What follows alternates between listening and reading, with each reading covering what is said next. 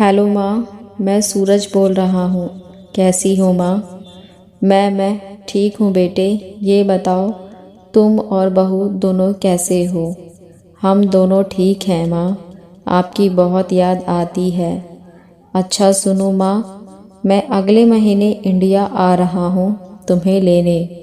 हाँ माँ, अब हम सब साथ में रहेंगे। पायल कह रही थी माँ जी को अमेरिका ले आओ, वह अकेले बहुत परेशान हो रही होंगी। हेलो, सुन रही हो ना माँ? हाँ बेटे। बूढ़ी आंखों से खुशी के आंसुधारा बह निकले। बेटे और बहू का प्यार नस नस में दौड़ने लगा। जीवन के 70 साल गुजर चुके थे।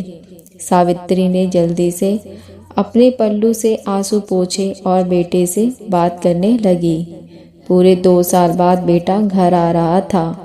बूढ़ी सावित्री ने मोहल्ले भर में दौड़ दौड़ के यह खबर सबको सुना दी। सभी खुश थे कि चलो बुढ़ापा चैन से बेटे और बहू के साथ गुजर जाएगा। सूरज अकेला आया था। उसने कहा कि माँ, हमें जल्दी ही वापस जाना है, इसलिए जो भी रुपए पैसे किसी से लेना है वो लेकर रख लो, ताकि और तब तक मैं किसी प्रॉपर्टी डीलर से मकान की बात करता हूँ। माँ ने पूछा, मकान? हाँ माँ, अब ये मकान बेचना पड़ेगा, वरना कौन इसकी देखभाल करेगा। हम सब तो अब अमेरिका में ही रहेंगे। बूढ़ी आंखों से मकान के कोने कोने को ऐसे निहार जैसे किसी अवरोध बच्चे को सहला रही हो। आनन फानन और ओना पोना दाम में सूरज ने मकान बेच दिया। सावित्री देवी ने वो ज़रूरी सामान समेटा जिससे उसको बहुत ज़्यादा लगाव था।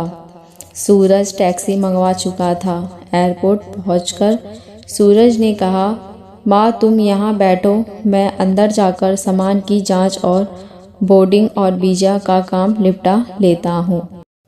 ठीक है बेटे। सावित्री देवी वहीं पास की मेज पर बैठ गईं। काफ़ी समय बीत चुका था। बाहर बैठी सावित्री देवी बार बार उस दरवाजे की तरफ देख रही थी जिसमें सूरज गया था, लेकिन अभी तक बाहर नहीं आया। शायद अंदर बहुत भीड़ होगी, सोचकर बूढ़ी आंखें फिर से टकटकी लगाए देख। अंधेरा हो चुका था। एयरपोर्ट के बाहर चहलकदमी कम हो चुके थे। माँ जी, किससे मिलना है? एक कर्मचारी ने वृद्धा से पूछा।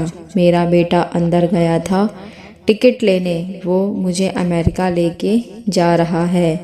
सावित्री देवी ने घबराकर कहा, लेकिन अंदर तो कोई पैसेंजर नहीं है। अमेरिका जाने वाली फ़्लाइट तो दोपहर में ही चली गई। क्या नाम था आपके बेटे का? कर्मचारी ने सवाल किया। सूरज। सावित्री के चेहरे पे चिंता की लकीर उभर आई। कर्मचारी अंदर गया और कुछ देर बाद बाहर आकर बोला, माँ जी, आपका बेटा सूरज तो अमेरिका जाने वाली फ़्लाइट से कब का जा चुका। क्या? वृद्ध की आंखों में आंसुओं का सैलाब फूट पड़ा। बूढ़ी माँ का रोम रोम कांप उठा। किसी तरह वापसी घर पहुंची, जो अब बिक चुका था। मैं रात में घर के बाहर चबूतरे पर ही सो गई। सुबह हुई तो दयालु मालिक मालकिन ने एक कमरा रहने को दे दिया। पति की पेंशन से घर का किराया और खाने का काम चलने लगा। समय गुजरने लगा। एक दिन मकान मालिक ने वृद्धा से पूछा, माँ जी, क्यों नहीं आप अपने किसी रिश्तेदार के यहाँ चली जाए? अब आपकी उम्र भी बहुत हो गई है, अकेले कब तक रह पाओगी? हाँ, चली तो जाऊँ, लेकिन कल को मेरा बेटा आया तो यहाँ फिर कौन उसका ख्याल रखेगा? यह सब सुनने के बाद आंखों से आंसू आने लग गए। दोस्तों, बेटे ने माँ के साथ क्या किया, लेकिन फिर भी माँ की ममता बेटे के लिए कम नहीं हुई। दोस्तों, आप सभी से हाथ जोड़कर विनती है कि माता पिता का दिल कभी मत दुखाना।